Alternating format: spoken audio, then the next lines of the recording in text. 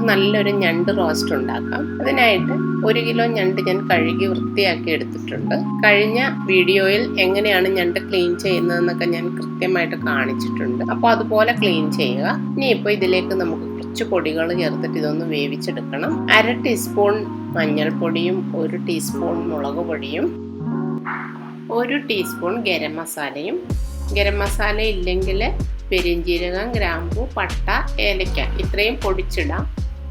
അല്ലാതെ chicken മസാലയൊന്നും എടുത്തിടരുത്. 1/2 table spoon ഉപ്പ്, ഒരു ചെറിയ കഷ്ണം കുടംപുളിയും, വളരെ ചെറിയൊരു കഷ്ണമേ ഇടാവുള്ളൂ, കൂടിപ്പോകരുത്. ഒരു ചുളയുടെയൊക്കെ ഒരു 1/4 ഭാഗം മതി. പിന്നെ കുറച്ച് ഇഞ്ചിയും കുറച്ച് വേപ്പിലയും കുറച്ച് വെള്ളവും കൂടി ഒഴിച്ച് നമുക്കിതൊന്ന് വേവിച്ച് വറ്റിച്ചെടുക്കണം. കുറച്ച് വെള്ളം ഒഴിച്ചാൽ മതി. ഞണ്ടിനകത്തുനിന്ന് ഇത് തിളയ്ക്കുമ്പോൾ വീണ്ടും വെള്ളം ഇറങ്ങും. അപ്പോൾ അതിനനുസരിച്ച് കുറച്ച് വെള്ളം ഒഴിച്ചാൽ മതി. നമുക്ക് വറ്റിച്ചെടുക്കാനുള്ളതാണ്. ഒന്ന് മൂടി വെച്ച് നമുക്ക് വേവിക്കാം. ഒരു 10 മിനിറ്റ്സ് ഇത് വേവിച്ചെടുക്കണം. ഇടയ്ക്കിടയ്ക്ക് തുറന്ന് ഇളക്കി കൊടുക്കാൻ മറക്കരുത്.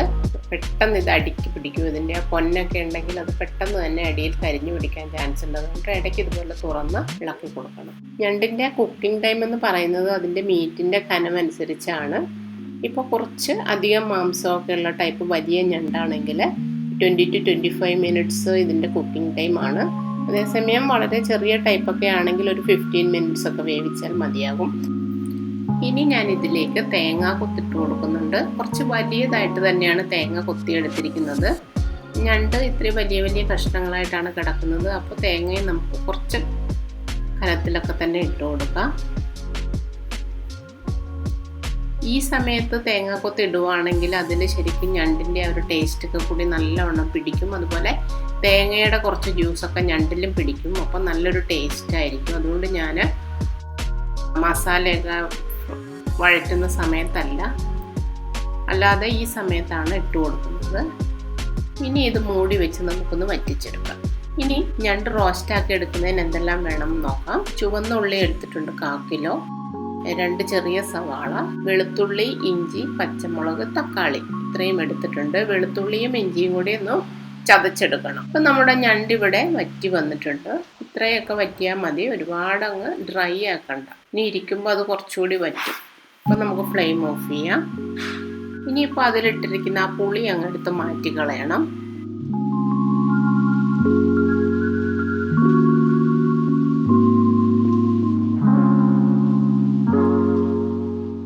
ഇനി നമുക്ക് ഞണ്ട് റോസ്റ്റ് ചെയ്യാം. ഞണ്ട് ഇതുപോലെ വേവിക്കാൻ വെക്കുന്ന സമയത്ത് തന്നെ നമുക്ക് അപ്പുറത്തെ അടുപ്പിലേക്ക് റോസ്റ്റിനുള്ള മസാലക്കൂട്ട് തയ്യാറാക്കാവുന്നതാണ്. ഞാനിപ്പോൾ ഒരു ചട്ടി തന്നെയാണ് എടുത്തിരിക്കുന്നത്. അതിലേക്ക് കുറച്ച് വെളിച്ചെണ്ണ ഒഴിച്ചിട്ടുണ്ട്. കറിവേപ്പില ഇട്ട് കൊടുക്കാം. ഇനി ഇഞ്ചി വെളുത്തുള്ളി പേസ്റ്റ് ഇടാം. കറിവേപ്പില ആദ്യം ഇടുമ്പോൾ ആ എണ്ണയ്ക്കൊക്കെ കൂടി ആ കറിവേപ്പിലയുടെ ടേസ്റ്റ് അങ്ങ് പിടിക്കും. അപ്പം നല്ല ടേസ്റ്റ് കൂടും. ഇനി ഇഞ്ചിയും വെളുത്തുള്ളിയും കൂടി ചതച്ചത് ഇതിൽ കിടന്ന് നല്ലവണ്ണം ഒന്ന് പച്ചമണമൊക്കെ മാറി മൊരിഞ്ഞ മണം വരും. അതുവരെ ഇളക്കി കൊടുക്കണം. ഈ ഇഞ്ചി വെളുത്തുള്ളി നമ്മൾ ചതച്ചിടുന്നതിന് പകരം ഷോപ്പിൽ നിന്ന് നമുക്ക് ജിഞ്ചർ ഗാർലിക് പേസ്റ്റ് വാങ്ങാൻ കിട്ടുന്നത് ഇട്ടാൽ ഇതുപോലുള്ള ടേസ്റ്റ് ഒന്നും കിട്ടില്ല. അതിന് ശരിക്കും പ്രിസർവേറ്റീവ് ഒക്കെ ചേർന്നുകൊണ്ട് വേറൊരു ടേസ്റ്റാണ്. നമ്മളെപ്പോഴും ഇഞ്ചിയും വെളുത്തുള്ളിയൊക്കെ ചതച്ച് തന്നെ എടുക്കുക. ഇനി അതിലേക്ക് നമുക്ക് ചുവന്നുള്ളി അരിഞ്ഞതിട്ട് കൊടുക്കാം. ഒരുപാട് ചെറുതായിട്ട് ഞാൻ അരിഞ്ഞിട്ടില്ല. ഇത് നല്ലവണ്ണം ഒന്ന് വാടി വരണം.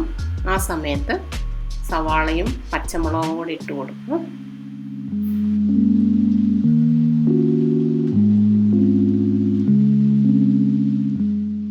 കുറച്ച് ഉപ്പും കൂടി ഇടുവാണെങ്കിൽ പെട്ടെന്ന് വഴറ്റിയെടുക്കാം. അതുപോലെ കുറച്ച് മഞ്ഞൾപ്പൊടിയും കൂടി ഇടാം, ഇതിനൊക്കെ ഒരു കളർ കിട്ടാൻ വേണ്ടിയിട്ട്. ഇനി ഇത് നല്ലവണ്ണം ഒന്ന് വഴറ്റിയെടുക്കണം.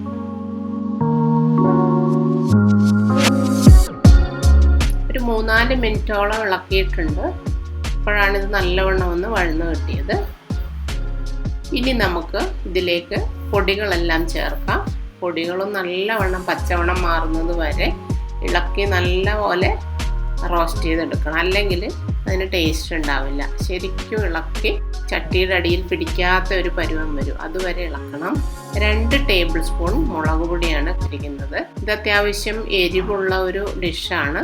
പിന്നെ പെരിഞ്ജീരകം 1 table spoon, garam masala 1 table spoon, 1.5 table spoon കുരുമുളക് പൊടി. കുരുമുളക് ഒരുപാട് ഫൈനായിട്ട് പൊടിക്കണ്ട.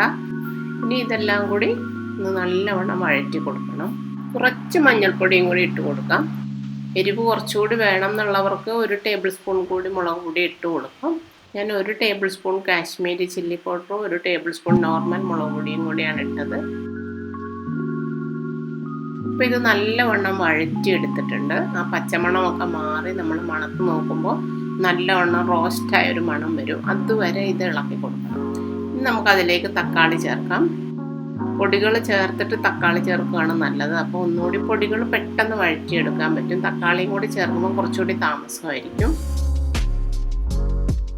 ഇനി നമുക്കിതിലേക്ക് വേവിച്ച് വെച്ചിരിക്കുന്ന ഞണ്ട് ഇട്ട് കൊടുക്കാം. ഇപ്പോൾ ഓൾറെഡി ഞണ്ട് 10 മിനിറ്റോളം വെന്തിട്ടുണ്ട്. എല്ലാം അതിൽ പിടിച്ചിട്ടുമുണ്ട് നല്ലോണം.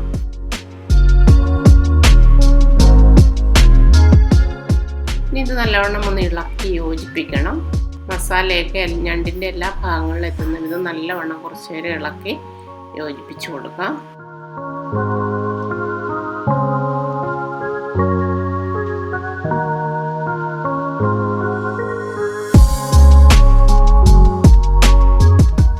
ഇപ്പം ഞണ്ടും മസാലയും എല്ലാം കൂടി ഒന്ന് റോസ്റ്റ് ആയിട്ടുണ്ട്. ഇനി നമുക്ക് നേരത്തെ ഞണ്ട് വേവിച്ച് ആ ചട്ടി ഒന്ന് കഴുകി ഇതിലേക്ക് ഒഴിക്കാം. കുറച്ച് വെള്ളം ഒഴിച്ചാൽ മതി.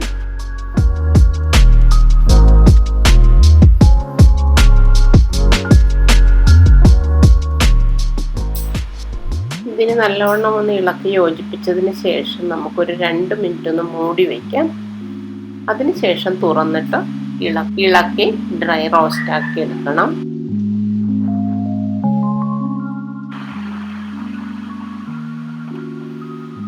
തുറന്ന് നോക്കാം. ഇപ്പം നല്ലവണ്ണം വറ്റി നല്ല റോസ്റ്റ് ആയിട്ടുണ്ട്. ഇനി നമുക്ക് കുറച്ച് കറിവേപ്പിലയും കുരുമുളക് പൊടി 1 ടീസ്പൂണും കൂടി ഇട്ട് കൊടുക്കണം.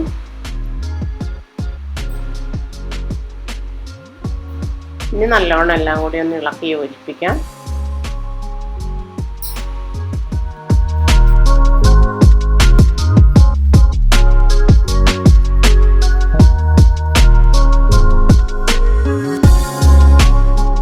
ഈ സമയത്ത് ഉപ്പൊക്കെ നോക്കുക, പോരെങ്കിൽ ഇട്ട് കൊടുക്കുക.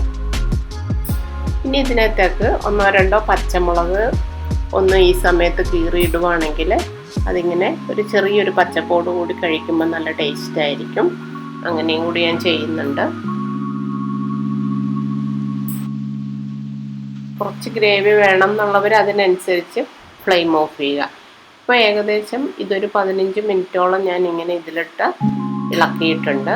അപ്പോൾ ആദ്യം ചട്ടിയിലിട്ട് 10 മിനിറ്റും ഇപ്പോൾ മസാലയൊക്കെ ചേർത്ത് 15 മിനിറ്റും അങ്ങനെ 25 മിനിറ്റോളം ഞാനിത് കുക്ക് ചെയ്യാനായിട്ട് എടുത്തിട്ടുണ്ട്.